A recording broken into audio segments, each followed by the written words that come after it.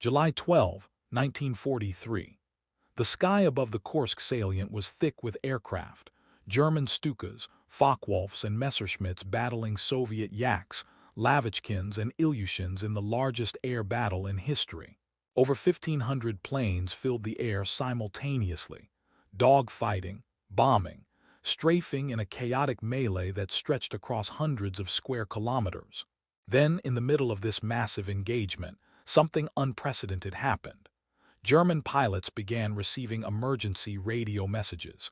Return to base immediately. Fuel situation critical. The Luftwaffe, Hermann Göring's once mighty air force, was literally running out of fuel in the middle of the most important battle of 1943. Operation Citadel, Germany's last major offensive on the Eastern Front, had been planned for months. Adolf Hitler wanted to eliminate the Kursk salient, a massive Soviet-held bulge in the German line that protruded westward like a fist aimed at the heart of German-occupied territory. The plan was simple: attack from north and south simultaneously, meet in the middle, trap the Soviet forces inside and destroy them. It would be Stalingrad in reverse, a glorious victory that would restore German prestige and demonstrate that the Wehrmacht remained unbeatable. The Luftwaffe's role was crucial. German ground forces needed air superiority to succeed. Luftwaffe bombers had to destroy Soviet supply lines, command posts, and reinforcements. Fighters had to sweep Soviet aircraft from the sky. Ground attack aircraft had to obliterate Soviet tanks and artillery. Everything depended on the Luftwaffe maintaining continuous operations throughout the offensive. And everything depended on fuel. By summer 1943, Germany's fuel situation was becoming desperate, though few understood how desperate. Germany had never had adequate domestic oil production. Before the war, they imported oil or synthesized it from coal using expensive Fischer-Tropsch plants. The conquest of Romania provided access to Ploesti oil fields, but this wasn't enough for total war. Germany needed Soviet oil from the Caucasus, which they'd failed to capture in 1942. They needed Middle Eastern oil, which was impossible to reach. Most critically, they needed time and resources to build synthetic fuel production capacity, but the war consumed everything. Generalfeldmarschall Wolfram von Richthofen, commanding Luftflotte 4 in the southern sector of the Kursk offensive, had warned headquarters about fuel shortages weeks before Citadel began. His quartermaster reports were alarming. Fuel stocks were adequate for perhaps 2 weeks of intensive operations, maybe 3 if they were careful. After that, the Luftwaffe would be grounded regardless of aircraft availability or pilot skill. Von Richthofen's warnings reached Berlin, where they were noted and essentially ignored. The offensive must proceed. Victory at Kursk would solve all problems. The attack began on July 5, 1943, with the largest aerial bombardment the Eastern Front had yet seen. Over 1,800 German aircraft participated in the opening assault, bombing Soviet positions, shooting down Soviet planes, supporting the advancing panzers. The Luftwaffe performed magnificently that first day, achieving the air superiority that German ground forces needed. Pilots flew 4, 5, sometimes 6 sorties daily, returning to base only to refuel, rearm, and take off again immediately. Lieutenant Hans-Ulrich Rudel, the war's most successful ground attack pilot, flew his Stuka dive bomber against Soviet tank concentrations throughout the first week of Citadel. He later described the exhausting pace. "We took off at dawn and flew continuously until dark. Land, refuel, rearm, eat something if there was time, take off again. The ground crews worked miracles keeping our aircraft operational.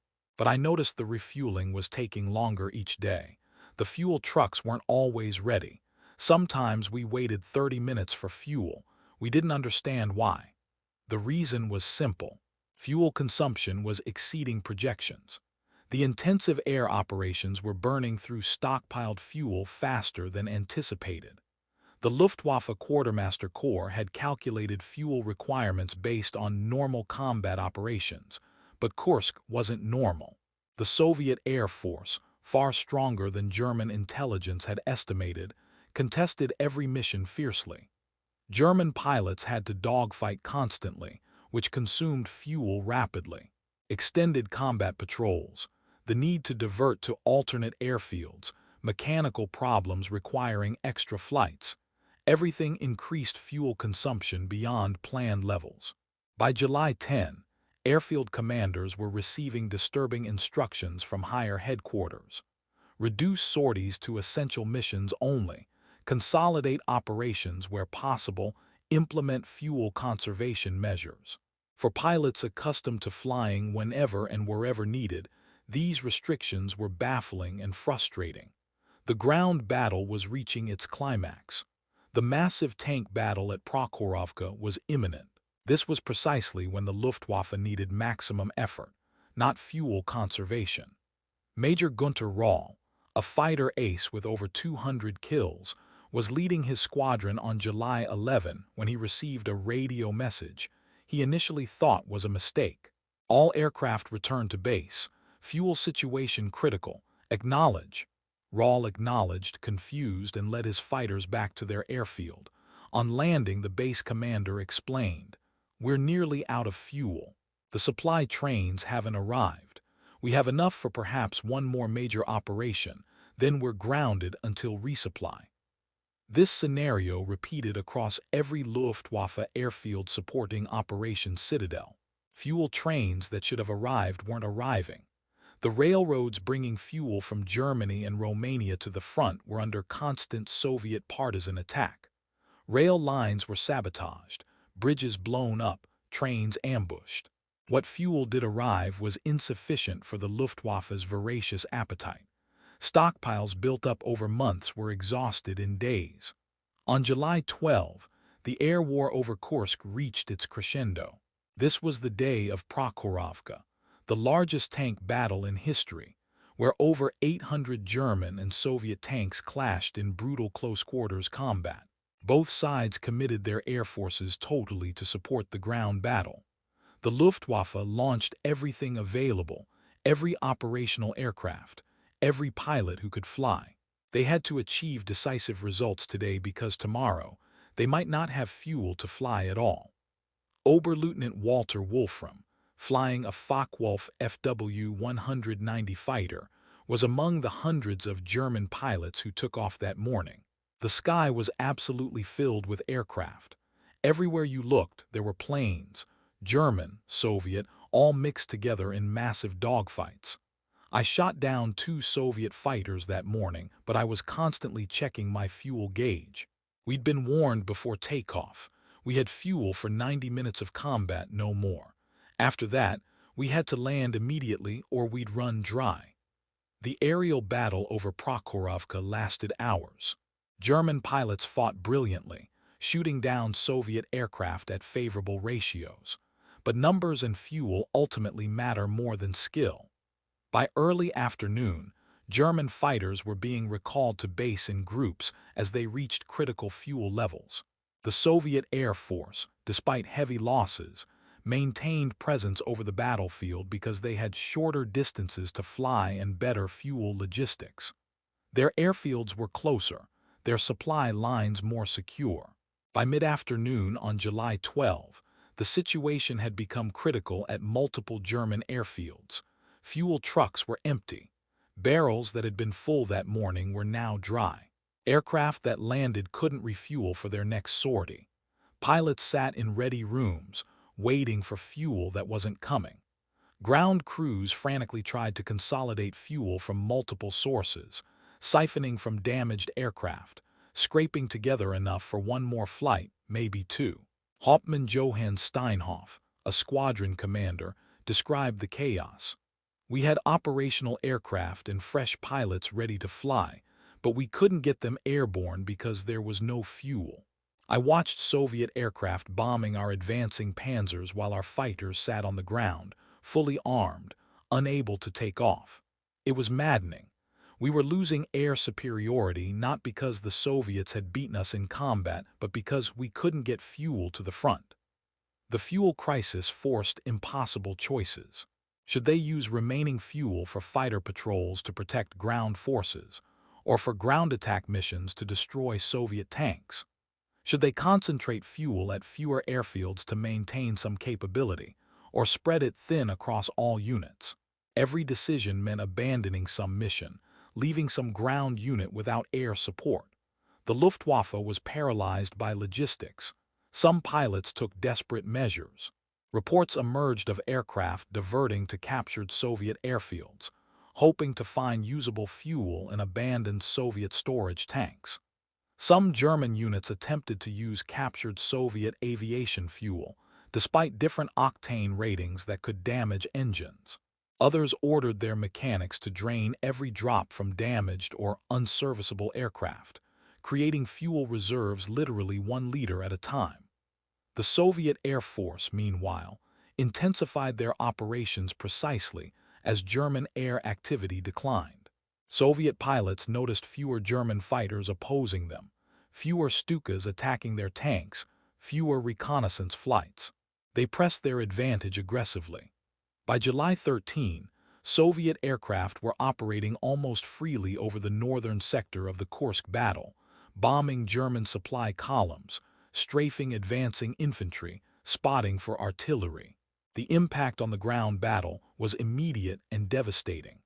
German panzer crews, accustomed to Luftwaffe air superiority, suddenly found themselves under constant air attack without friendly fighter protection.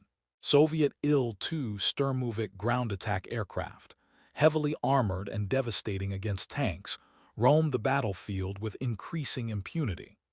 German tank commanders reported that air attacks were causing more casualties than Soviet tanks. Generalfeldmarschall Erich von Manstein, commanding German forces in the southern sector, sent increasingly desperate messages to OKH, German High Command, demanding fuel resupply. His July 13 message was blunt.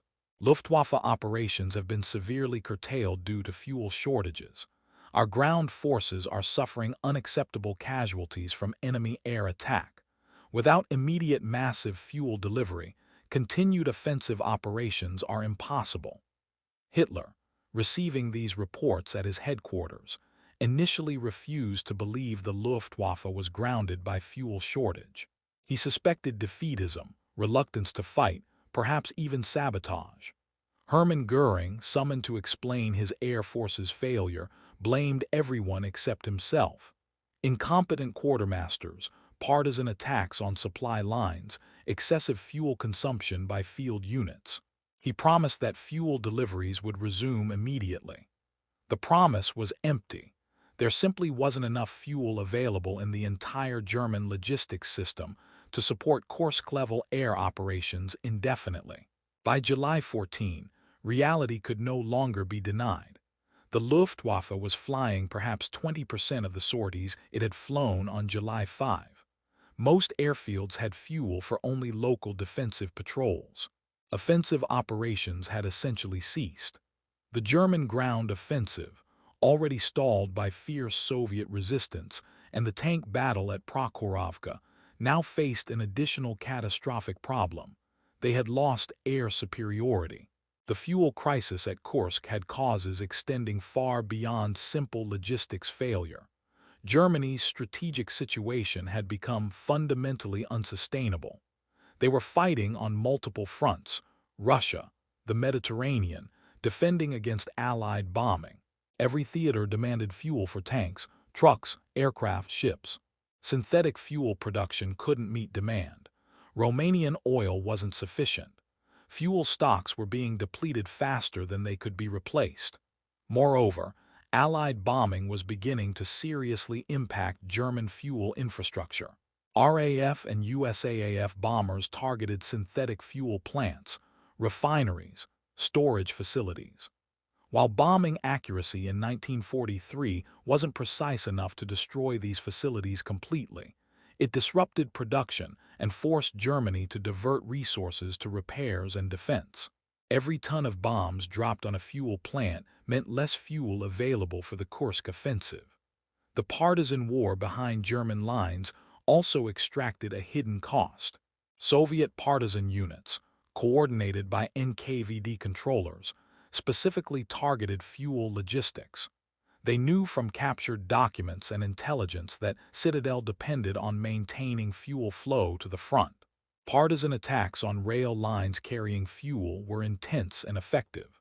Trains were derailed, fuel cars set ablaze, entire supply columns ambushed.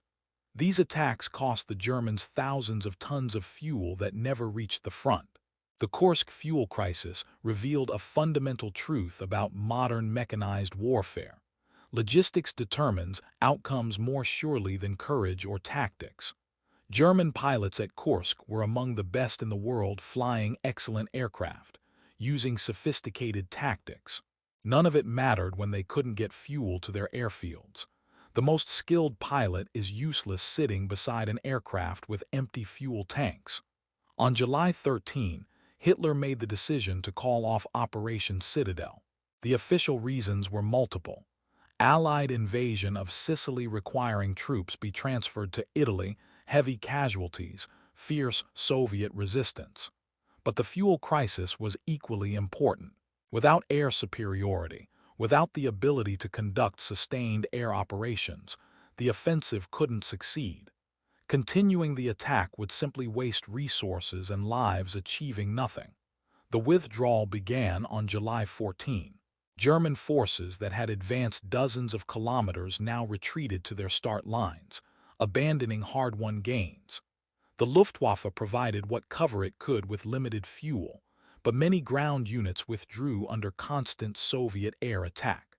The dream of a great victory at Kursk died in the mud and blood of the salient, killed as much by fuel shortage as by Soviet resistance. The strategic consequences were profound. Kursk was Germany's last major offensive on the Eastern Front. After Kursk, the Wehrmacht would fight defensively for the rest of the war, retreating slowly toward Germany. The initiative passed permanently to the Soviet Union, and one reason was simple. Germany could no longer fuel offensive operations on the scale required for victory. The Luftwaffe never fully recovered from Kursk.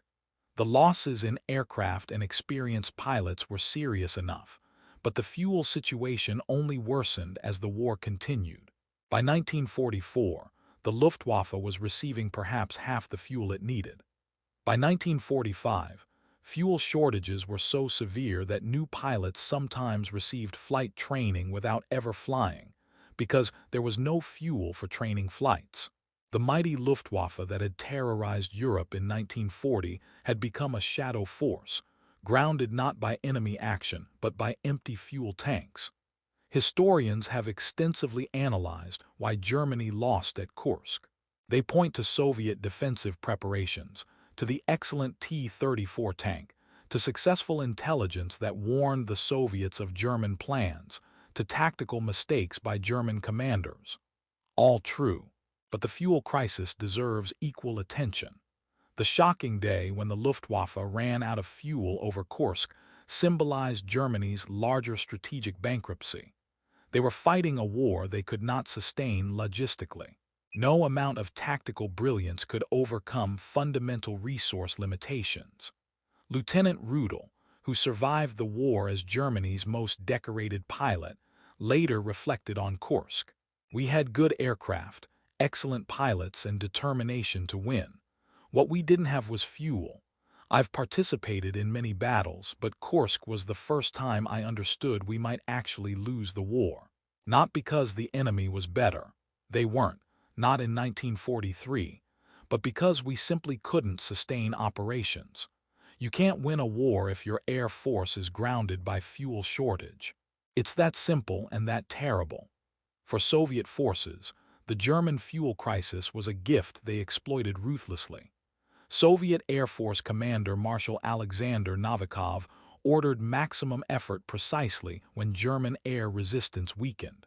Soviet pilots flew continuous missions, bombing, strafing, supporting the ground counteroffensive that followed Germany's retreat. The correlation was clear. As German air activity decreased, Soviet operational freedom increased. By late July, the Soviet Air Force dominated the skies over Kursk. The human cost of the fuel crisis was paid by German ground troops who died under Soviet air attack without friendly air cover. Tank crews burned alive in their panzers, hit by Soviet aircraft they couldn't shoot down because German fighters were grounded. Infantry were strafed by enemy planes they'd been promised wouldn't threaten them. Supply columns were destroyed, depriving frontline units of ammunition and food. Men died not because they fought poorly, but because logisticians couldn't deliver fuel to airfields. Today, military historians study Kursk as a case study in logistics determining strategy. War colleges teach that fuel is as important as ammunition, that supply lines matter as much as front lines, that even the best military forces are helpless without adequate logistics. The lesson was written in blood over the Kursk salient in July 1943, written by German pilots who couldn't take off, by ground troops who died without air cover, by a great offensive that collapsed not because it was defeated in combat, but because it ran out of fuel. The shocking day the Luftwaffe ran out of fuel over Kursk, July 12, 1943, marked the beginning of the end for German air power on the Eastern Front. It revealed the fatal unsustainability of Germany's strategic position. It demonstrated that wars are won not just by brave soldiers and brilliant tactics, but by industrial capacity, resource availability, and logistics systems. Germany lacked all three by 1943. The empty fuel tanks at Kursk symbolized the empty strategic cupboard of the Third Reich. They were fighting a war they could not win, because they simply didn't have the resources to sustain it. And nowhere was this clearer than in the skies over Kursk, where German pilots sat helplessly on the ground while Soviet aircraft owned the sky above them.